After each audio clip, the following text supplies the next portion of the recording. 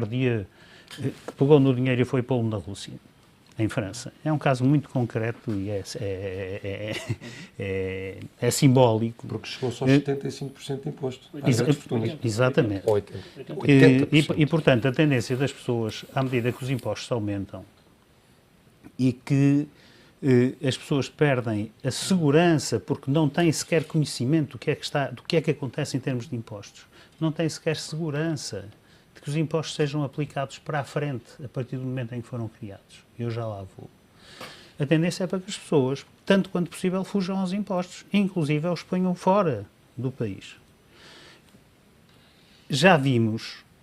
Outra coisa seria uma legislação simples, com impostos simples. Um determinado valor de impostos que cobrisse tudo. Aí tudo era mais fácil. E se Mas isso não foi feito até agora, dificilmente será.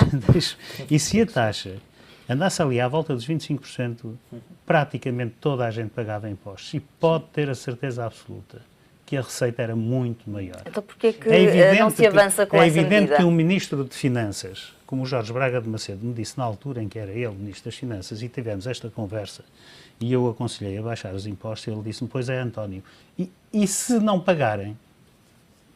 Como é que a gente resolve isto? É verdade, é preciso coragem. Ou medo de haver uma quebra de receita. É preciso coragem, é preciso uma campanha de 6 meses na televisão para meter bem na cabeça das pessoas que a taxa vai diminuir, mas todas as pessoas têm que pagar, etc. etc. Agora, repare na circunstância em que nós estamos.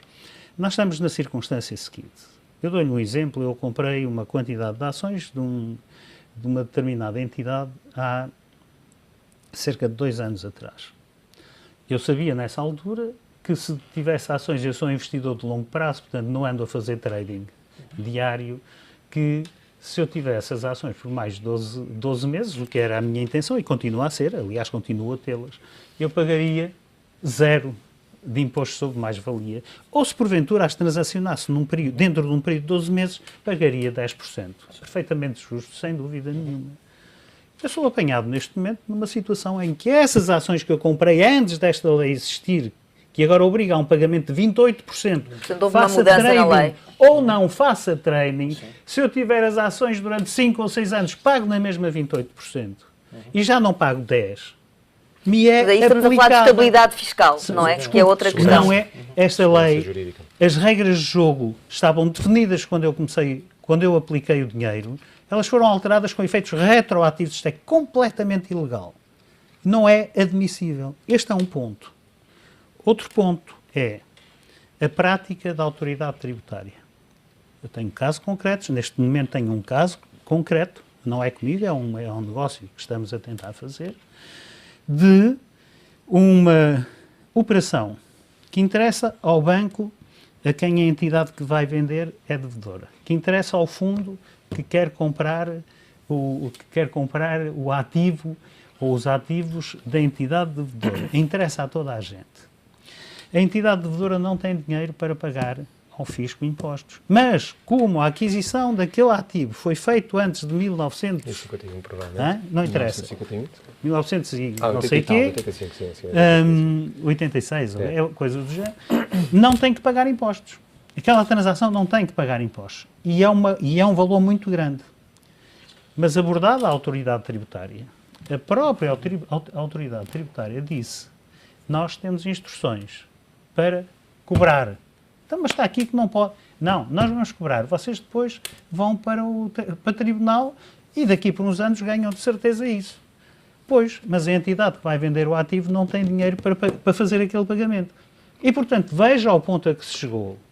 É que esta sede de cobrança é incompatível com a ideia, eu acredito, sinceramente, com a seriedade que o Governo quer imprimir naquilo que é a eficácia de cobrança, não é a eficácia dos impostos, é a eficácia da cobrança dos impostos. As duas coisas não podem ir em sentidos diversos. Se queremos ser sérios e pôr toda a gente a pagar os impostos que deve pagar, também é preciso que a autoridade tributária não faça este tipo de coisas, não aplique medidas com efeitos retroativos, completamente ilegais, não aplique, não obrigue entidades a pagar quando é óbvio na lei que não tem coisa nenhuma que pagar, porque está na lei que não tem que pagar.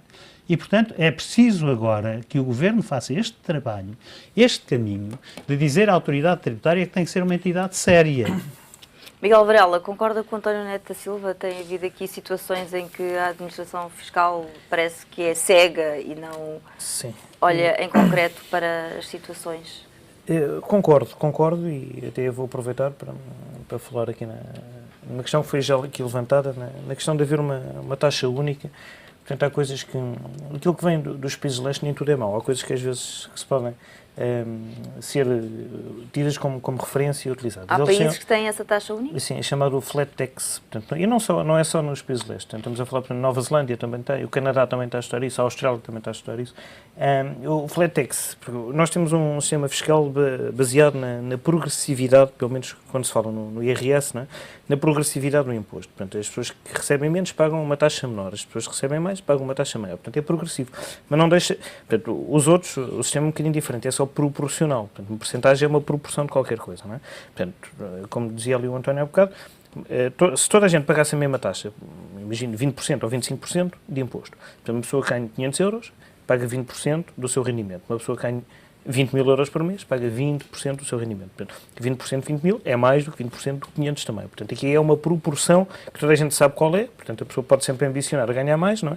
Portanto, vai fazendo também por isso e sabe sempre 20%. Mas acaba-se com a vertente distributiva do rendimento? É muito, sim, nesse aspecto acaba-se com a progressividade, sim, não se acaba com a proporcionalidade. Portanto, é o sistema deles. E eu acho que é um sistema eficaz.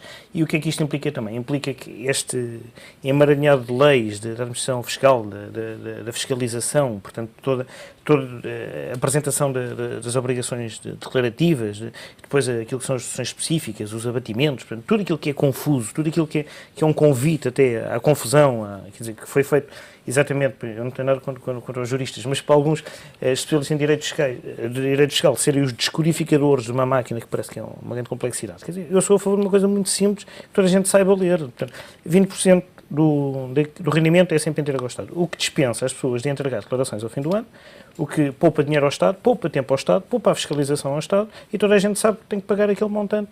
Mas politicamente é difícil de introduzir um tal sistema? Claro que é, porque há resistências políticas, e é preciso um governo com imensa coragem para fazer uma coisa desta, porque isto é uma reforma total até de mentalidade e do próprio sistema. Não? Mas isto ia poupar dinheiro ao Estado. Impacto na receita?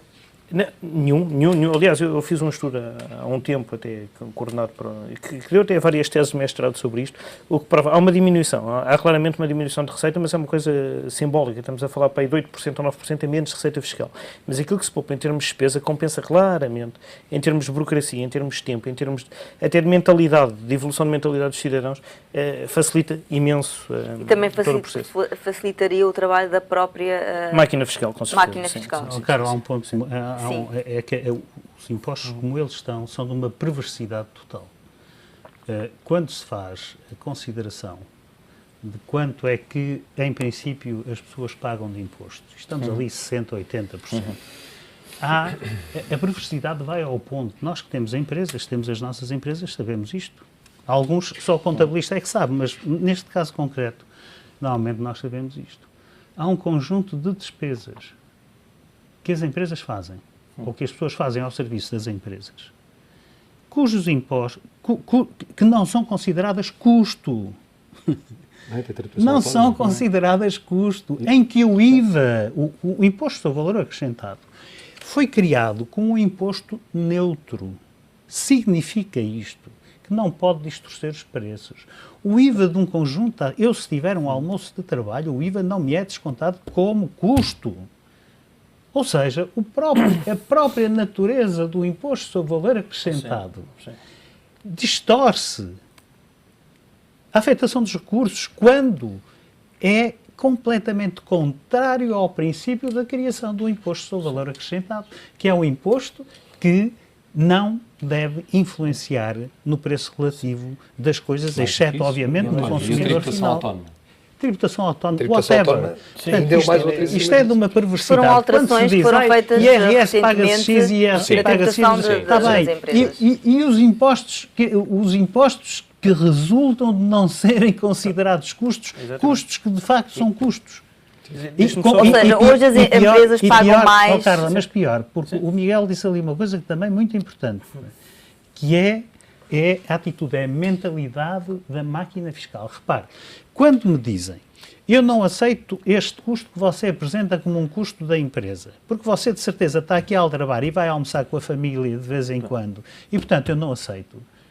Eles estão a pôr no sistema a desconfiança e a desonestidade total. Quer dizer, eles estão a partir do pressuposto que o empresário é desonesto e que está a meter... Mas quando eu for desonesto, se descobrirem que de facto é desonesto, deem-me uma talhada de cima a baixo. Agora, não partem do princípio de que as pessoas são todas desonestas. Deixa-me só complementar aquela questão, há bocado, pode ficar uma ideia errada da proporcionalidade e da progressividade. Isso, a progressividade é perfeitamente uma falsa questão. Desde que haja proporcionalidade, portanto, a receita também faz aumentar, para quem ganha mais também desconta mais. E já temos esse exemplo no IRC. Não é? A taxa de imposto é única, dê a empresa 10 milhões de euros de lucro, de 1 euro de lucro, paga a mesma taxa. Porquê é que isto não é aplicado também às famílias? Não é? Segurança Social, toda a gente desconta 11,5%, ganha 50 milhões por ano, ganha 10 euros por ano. É quase uma vaca sagrada.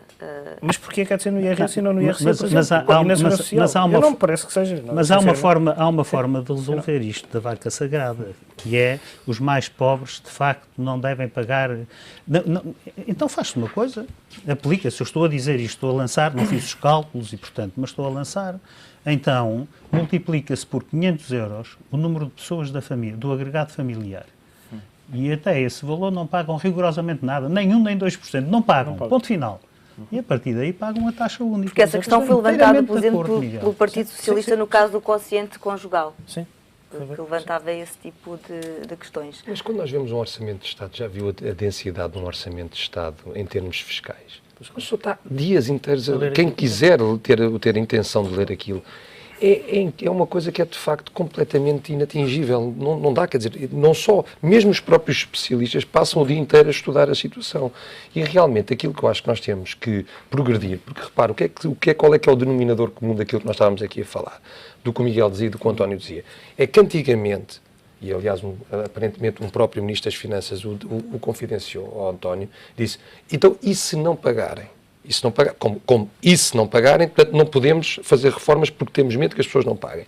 Mas nós estamos com este tipo de medidas que estão corretas, estamos a tender para uma situação ou para um cenário que é muito difícil, se não praticamente impossível, a evasão e a fuga ao fisco. Então, e agora qual é que é a justificação? Se nós sabemos que a e-fatura que é introduzido, que cria algoritmos, que cria alertas, que sabemos que a pessoa que não declarou o IRS imediatamente está a ser penhorada no seu vencimento para onde trabalha. Então, estamos a criar uns sistemas que eles estão bem feitos. Neste momento eu diria que então temos que começar a passar a ter a discussão não teórica para pessoas com enorme reputação e que aparentemente estudam estas coisas e dizer, se temos uma perda de receita de 7 ou de 8%, como dizia o Miguel, o que é que nós vamos incrementar na economia real se pouparmos 40% de impostos? O que é que eu vou comprar? Vou comprar, é óbvio, vou comprar automóveis, vou comprar roupa, vou mais a restaurantes, porque tenho maior disponibilidade de dinheiro. E agora, não podemos, aquilo que eu estava aqui há bocadinho de transmitir é, já não vai ser possível aumentar mais os impostos. Nós dizemos isto há não sei quantos anos e eles vão sendo aumentados, a verdade é essa, mas eu acho que nós estamos de facto à beira de uma ruptura daquilo que é aceitável para as pessoas. Todos os dias temos manifestações, temos pessoas a passarem necessidades enormes, graças a Deus, outras não, mas temos pessoas com enormes dificuldades porque dizem eu só tenho uma reforma e de repente tenho um conjunto... Mas o próprio governo reconhece isso e, no fundo, associou uma redução de impostos à tal maior eficiência no combate à fraude e evasão fiscal. Correto. E onde é que está o combate à despesa e onde é que está uma alteração... Isso é o outro lado da moeda. É o lado que tem que ser. É o mesmo lado. Tem que as duas coisas têm que andar acompanhadas, sem dúvida nenhuma. Isto está correto, mas não basta. Tem que se sentir uma descida e tem que haver reformas realmente estruturais. Se não houver, as pessoas não entendem isto, qualquer pessoa entende isto. Eu estive a ler este documento ontem, eu li-o todo e, com exceção de uma ou duas coisas, eu concordo em absoluto com tudo aquilo que aqui está. E, aliás, até digo, acho que, de facto, as pessoas...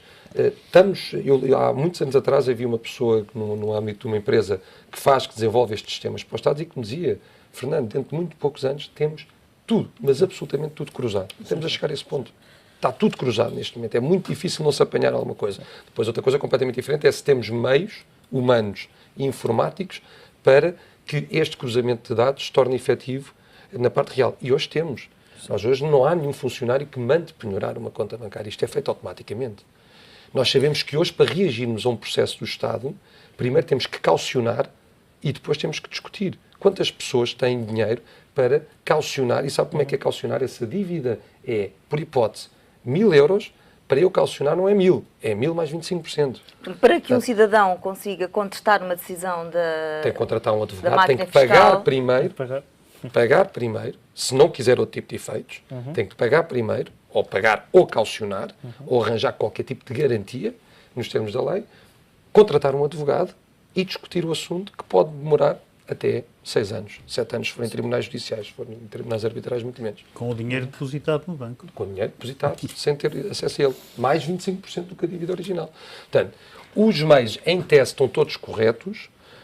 Eu acho que tinha que ser feito este trabalho, tem que ser alterado o paradigma. Eu estou completamente de acordo que as pessoas têm que pagar impostos e temos que ter essa consciencialização.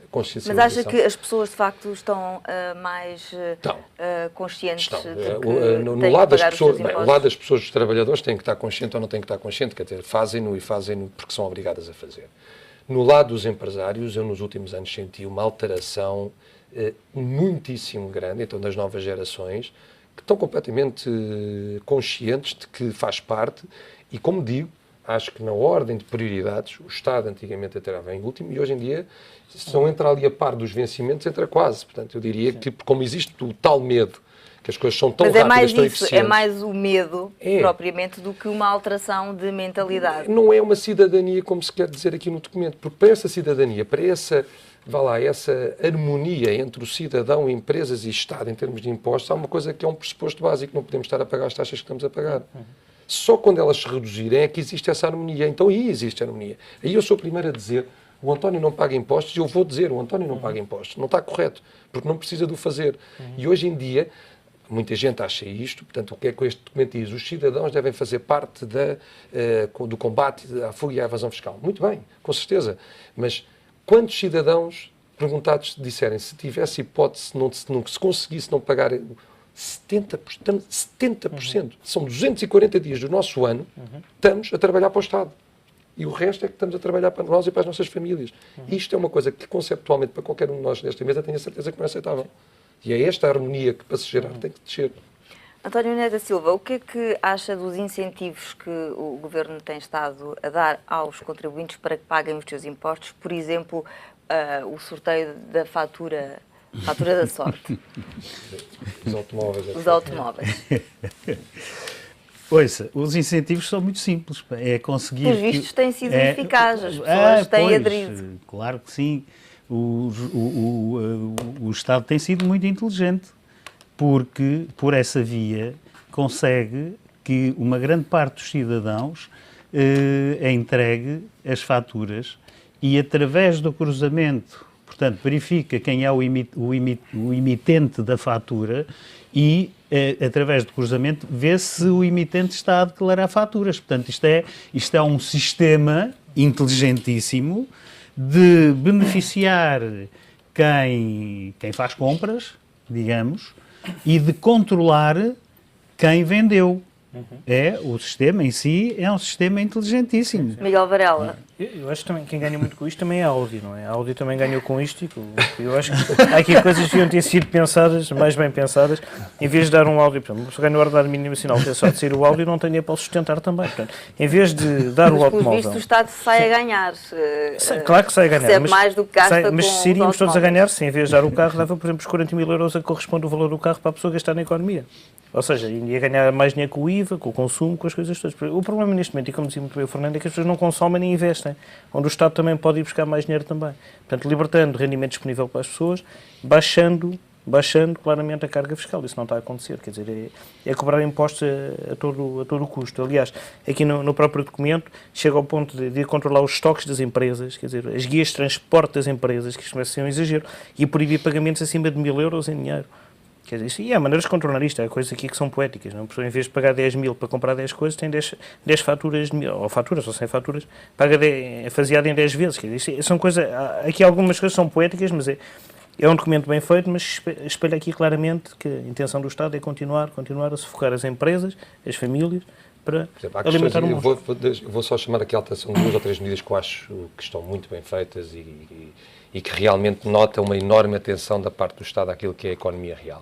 É uma questão, por exemplo, muitas vezes as empresas querem entregar as declarações do IVA mais tarde do que era suposto, para dessa forma atrasarem o pagamento do IVA, e aí não incorriam em crime, incorriam só em contornação e em juros. Portanto, isto havia, depois os juristas estão cá para saber interpretar a lei, saber onde é que as coisas caem ou não naquilo que são realmente penalizações graves.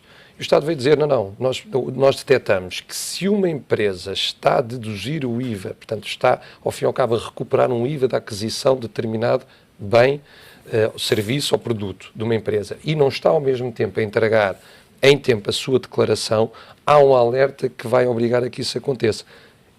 Isto é óbvio que está bem feito. Porque nós o IVA, para mim é um daqueles impostos em que eu digo abertamente que nós temos que entender o que é o IVA. O IVA não é, nem nunca foi, nem é em nenhum momento nosso. É do Estado. E, portanto, aqui sim, nós somos uns meros depositários em que temos que receber de uma parte e entregar de outra. Apenas isso só. E, portanto, não há justificação nenhuma para eu agarrar neste dinheiro e ir financiar os meus fornecedores, os meus custos fixos que eu tenho. Portanto, se o meu negócio não é viável, eu tenho que acabar com ele. Nós temos mesmo de terminar. Mas também não há justificação nenhuma para que, antes de a fatura ser recebida pelo mero facto de ser emitida, o Estado tenha que ser pago ao Estado. Ou, perdão, o IVA tenha que ser pago ao Estado. Não faz sentido nenhum. Agradeço a vossa presença nesta Comissão Executiva que fica por aqui. Voltamos amanhã com mais um tema em análise.